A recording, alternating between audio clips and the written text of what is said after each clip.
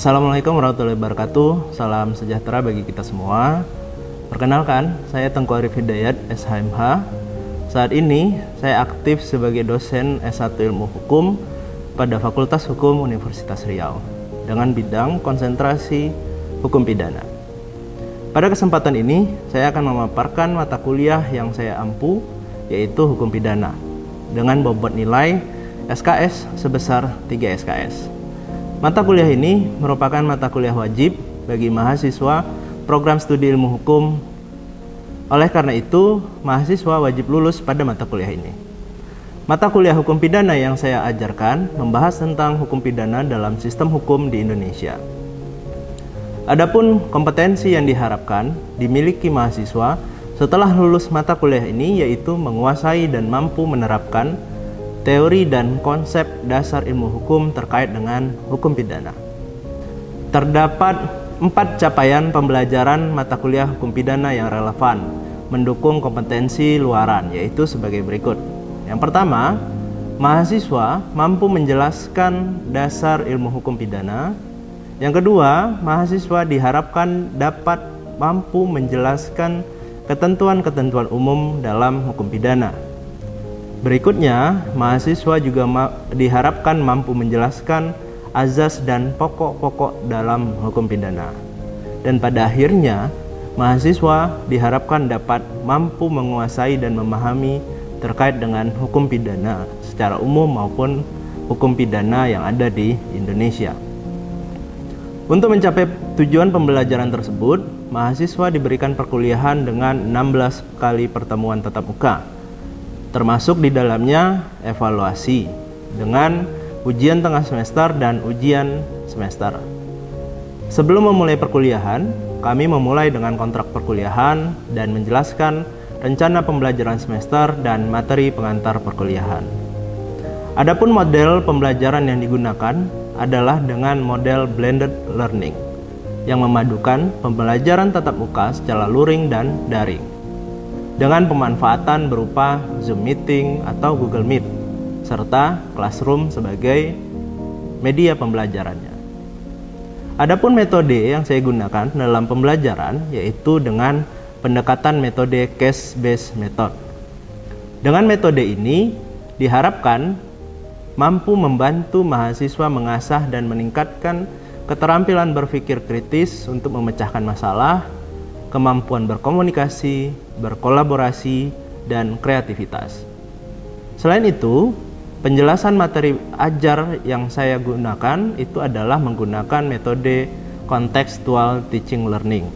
Adapun model pembelajaran ini dapat membantu dosen dalam mengaitkan antara materi yang diajarkan dengan situasi dunia nyata, sehingga mendorong mahasiswa membuat hubungan pengetahuan yang dimilikinya dengan penerapannya dengan kehidupan mereka sehari-hari.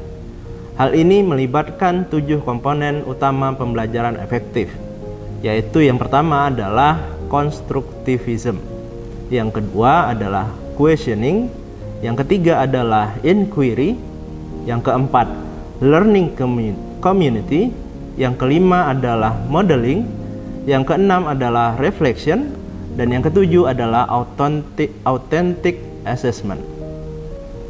Untuk mengukur hasil pembelajaran, selain dengan tes, harus diukur dengan asesmen autentik yang dapat memberikan informasi yang benar dan akurat tentang apa yang benar-benar diketahui dan bisa dilakukan siswa atau tentang kualitas program pendidikan. Penilaian autentik adalah proses pengumpulan data, beragam data untuk melukiskan perkembangan belajar dari mahasiswa. Data tersebut berupa hasil tes tertulis, proyek atau laporan kegiatan, karya mahasiswa, performance, atau penampilan presentasi yang dirangkum dalam portofolio mahasiswa. Berikut adalah proses pembelajaran saya dan mahasiswa di dalam kelas. Selamat menyaksikan. Assalamualaikum warahmatullahi wabarakatuh. Selamat siang dan salam sejahtera untuk kita semua. Di siang hari ini kita kembali lagi bertemu di mata kuliah hukum pidana, ya.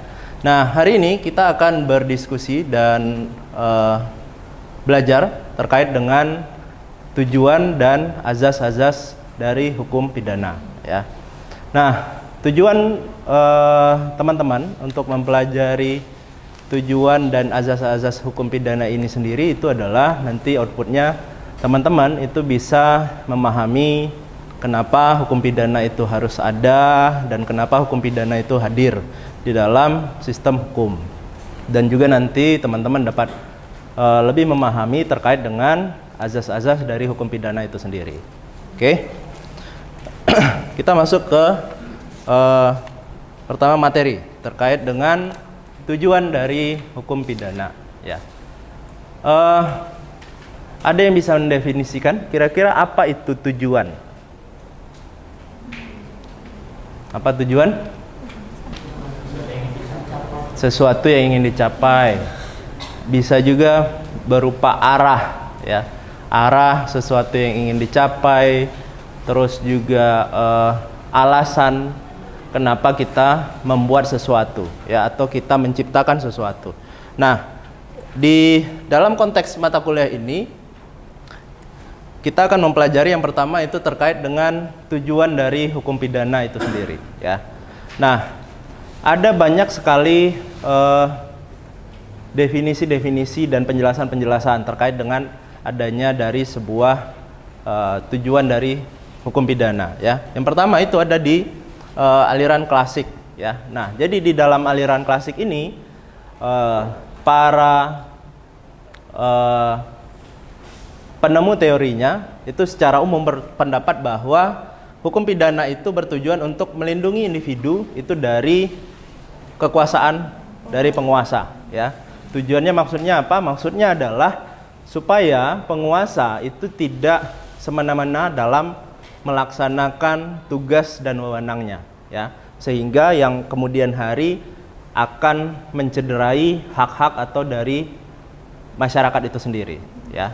Yang kedua itu ada dalam aliran modern, ya. Nah, di dalam aliran modern itu berpendapat bahwa tujuan dari hukum pidana itu sendiri adalah untuk melindungi masyarakat atau individu itu dari kejahatan, ya. Jadi bukan lagi hanya berfokus kepada melindungi masyarakat tadi dari negara, tetapi juga melindungi masyarakat itu dari kejahatan.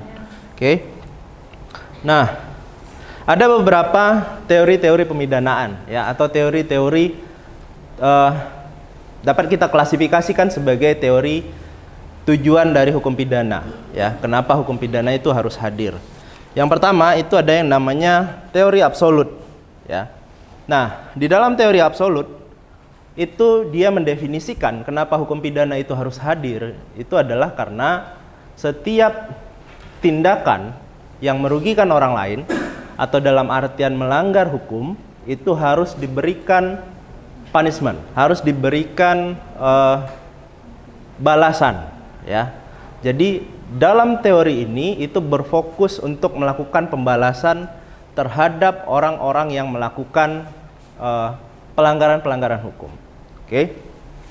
Yang kedua itu ada namanya teori relatif, ya, atau teori tujuan. Nah, di dalam teori relatif itu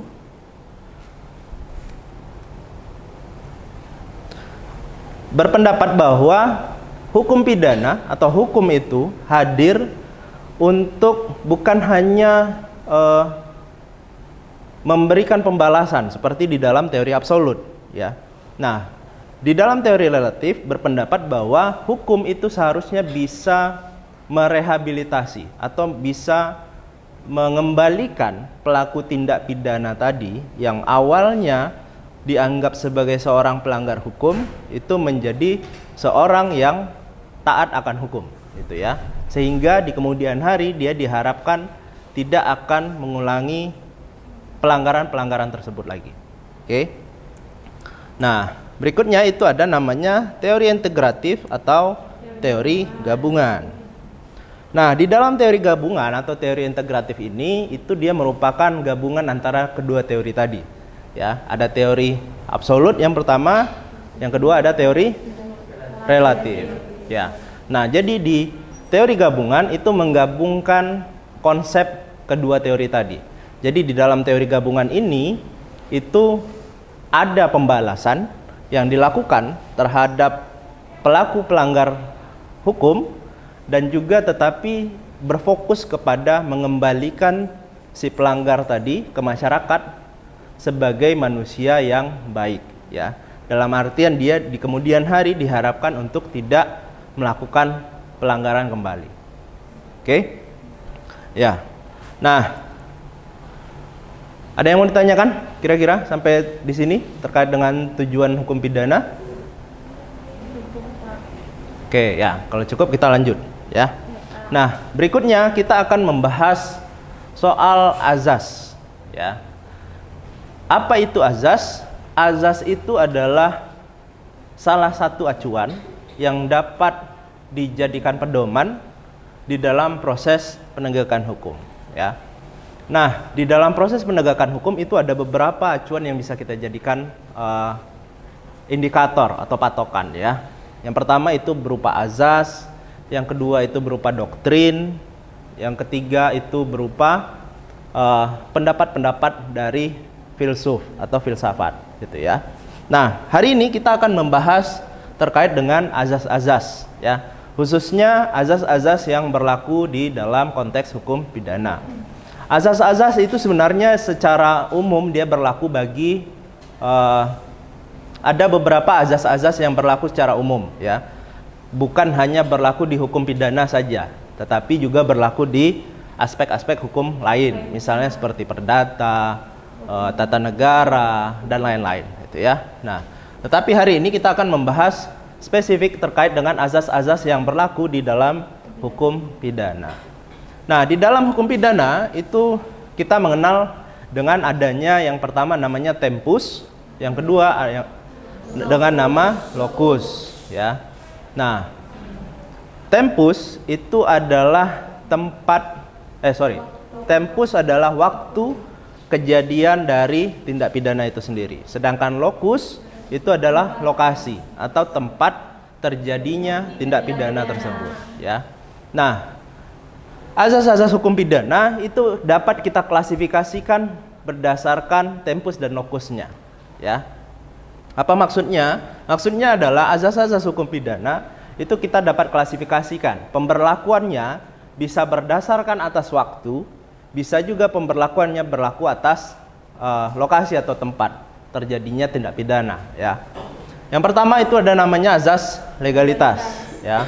Azas legalitas, terus non retroaktif, larangan analogi, dan ketentuan yang paling menguntungkan, ya. Sedangkan kalau misalnya kita mau breakdown azas-azas hukum pidana berdasarkan lokus, itu dapat kita temukan ada azas teritorial, terus azas nasional aktif, azas nasional pasif, dan juga azas universal. Oke, nanti kita akan bahas satu-satu, ya.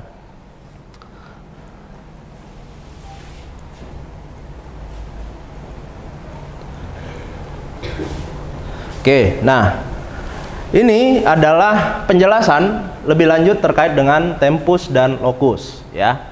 Nah, pada intinya atau pada hakikatnya sebenarnya tempus dan locus itu mengatur hanya terkait dengan dua topik, yaitu pertama tempus itu terkait dengan waktu dan locus terkait dengan lokasi atau tempat, ya. Nah, kapan ini penting? Ini penting pada saat proses pelaksanaan penegakan hukumnya, ya. Pada saat proses pelaksanaan penegakan hukum pidana khususnya.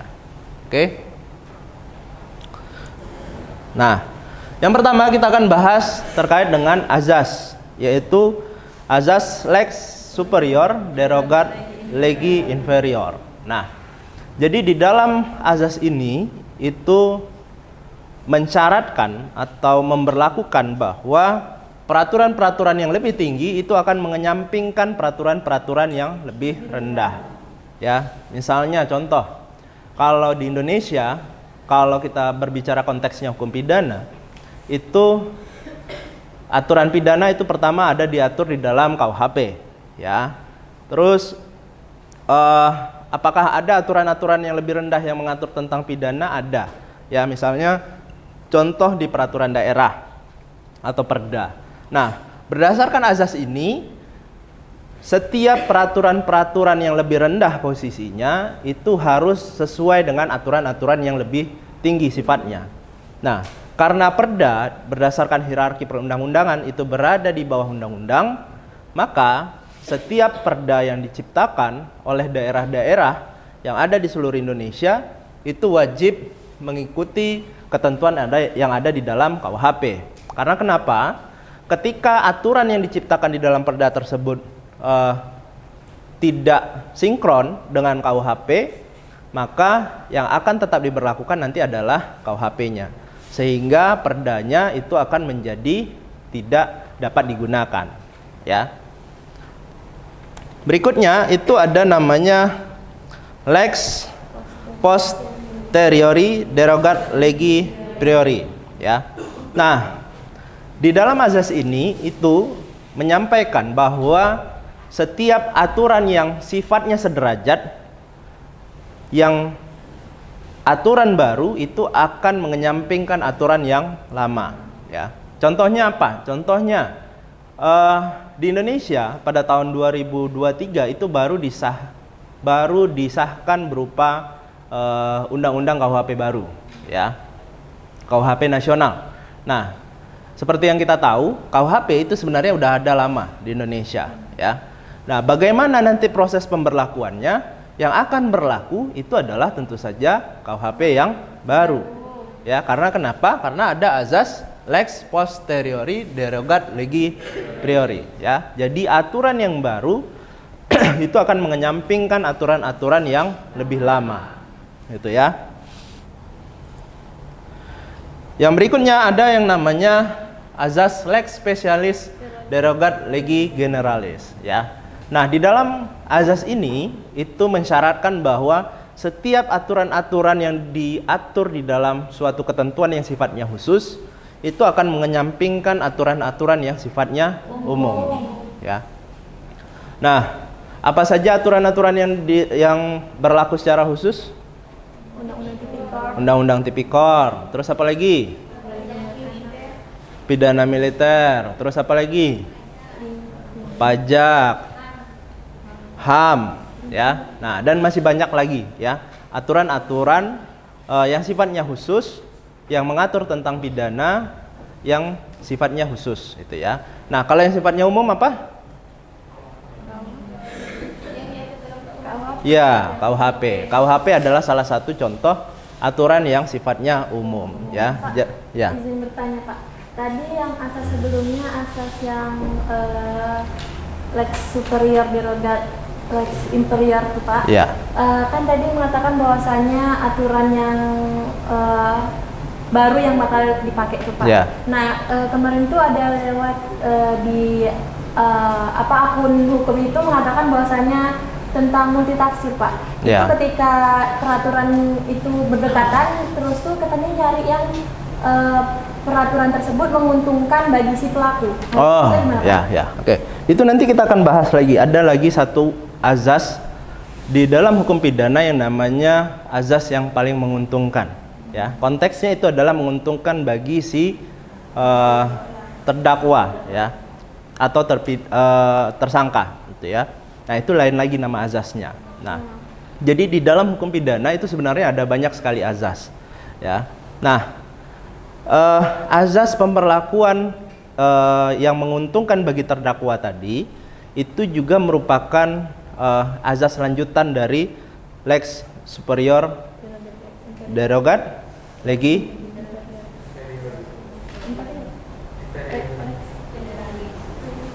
apa? Priori. Ya, lex posteriori derogat legi priori. Nah, jadi aturan-aturan yang sifatnya baru itu memang akan mengenyampingkan aturan-aturan yang sifatnya terdahulu atau yang lebih lama, ya. Tetapi ketika di dalam masa transisinya, ya, di dalam masa perubahannya, maka itu akan dipilih, ya, mana aturan-aturan yang akan cenderung menguntungkan bagi terdakwa atau tersangka, ya. Nah, ketika misalnya contoh aturan yang lama itu dianggap lebih menguntungkan bagi tersangka ataupun terdakwa, ya. Nah, meskipun ada aturan baru, maka yang akan diberlakukan adalah tetap aturan yang lama. Nah, konteksnya menguntungkan di sini itu sifatnya subjektif, ya, berbeda tiap kasus, gitu ya. Karena kenapa? Misalnya, contoh, ketika muncul KUHP lama dan KUHP baru, ya. Nah, ada beberapa aturan-aturan di dalam KUHP lama yang dianggap lebih menguntungkan dibandingkan dengan KUHP baru. Misalnya contoh, pasal A itu ancaman hukumannya lebih rendah di dalam KUHP lama dibandingkan dengan yang di dalam KUHP baru, ya. Maka yang akan nanti diberlakukan atau diterapkan adalah yang berada di dalam KUHP yang lama. Tetapi di dalam pasal B, misalnya di dalam KUHP baru ancaman hukumannya lebih rendah dibandingkan dengan yang KUHP lama. Maka yang akan diberlakukan adalah ketentuan yang ada di dalam KUHP baru, ya. Oke. Jelas? Jelas, Pak. Oke. Nah, kita bahas lebih lanjut terkait dengan azas lex specialis tadi, ya. Nah, jadi tadi ada beberapa peraturan-peraturan di Indonesia yang sifatnya khusus dan sifatnya umum, ya. Tadi pertama ada tipikor, HAM dan lain-lain, gitu ya. Sedangkan yang umum itu adalah KUHP. Nah, di dalam proses penegakannya, ketika terjadi benturan antara undang-undang tersebut, misalnya contoh, satu tindakan itu diatur di dalam KUHP, tetapi juga diatur lagi di dalam undang-undang khusus, ya. Maka yang akan diterapkan atau dijalankan itu adalah peraturan-peraturan yang ada di dalam undang-undang yang sifatnya khusus. Karena kenapa? Karena adanya azas lex specialis derogat legi generalis. Oke.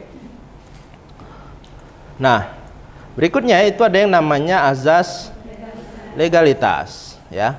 Jadi di dalam azas legalitas ini itu mensyaratkan bahwa setiap pelanggaran pidana atau setiap tindak pidana yang terjadi itu disyaratkan harus tercatat sebelumnya atau sudah diatur sebelumnya, ya. Karena kenapa? Karena di dalam azas ini itu mengandung 3 prinsip dalam hukum pidana, ya. Yang pertama itu ada namanya lex scripta atau aturan hukum itu harus dibuat dalam bentuk tertulis, ya. Gunanya apa? Gunanya adalah untuk kepastian hukum, ya, untuk menjamin berlakunya hukum itu secara lebih pasti. Yang berikutnya ada namanya lex serta, ya, atau aturan hukum itu harus dituliskan secara jelas, ya, dan tidak multitafsir. Maksudnya apa? Maksudnya adalah untuk menghindari pasal-pasal atau ketentuan-ketentuan yang sifatnya karet, ya, atau dapat menjerat semua orang, gitu ya. Yang ketiga itu ada yang namanya lex stricta, ya, yaitu bahwa aturan tersebut itu tidak boleh menggunakan analogi, ya, dan harus ditafsirkan secara sempit. Dalam artian gimana? Dalam artian bahwa aturan-aturan tersebut itu tidak boleh ditafsirkan secara luas atau keluar dari maknanya yang seharusnya atau selayaknya. Sekarang kita sampai kepada akhir dari sesi perkuliahan kita hari ini. Ada yang bisa menyimpulkan kira-kira apa yang sudah kita pelajari dan diskusikan hari ini? Pak, Ya, silakan. bahwasannya apa yang sudah disimpulkan yang tadi itu bahwa tujuan dari dari tujuannya tadi itu yang pertama dapat memberikan balasan kepada pelaku. Lalu adapun ada asas-asas yang sudah tertera dalam hukum pidana itu salah satunya seperti kayak asas lex derogat, terus ada lex superior sama lex specialis. Oke, ya. Jadi kesimpulannya ada beberapa tujuan dari hukum pidana, ya. Yang pertama itu memberikan penghukuman terhadap si pelaku tindak pidana, ya. Dan yang kedua itu adalah memberikan pembinaan terhadap si pelaku dari tindak pidana tersebut. Sedangkan kalau azas-azas di dalam hukum pidana itu sebenarnya ada luas, ada banyak, ya. Contohnya tadi kayak ada azas lex specialis, derogat legi generalis, terus ada lex superior, segi inferior, dan lain-lain. Ya. Oke, ada yang mau ditanyakan kira-kira? Cukup, Pak. Ya. Kalau nggak ada lagi yang mau ditanyakan, saya rasa itu dulu untuk pertemuan kita kali ini. Nanti kita akan ketemu lagi di sesi pertemuan kita di minggu depan. Lebih dan kurangnya saya mohon maaf. Wabillahi taufiq wal hidayah. Assalamualaikum warahmatullahi wabarakatuh. Selamat siang. Selamat siang. Waalaikumsalam warahmatullahi wabarakatuh. Dan selamat siang, Pak. Makasih, Pak.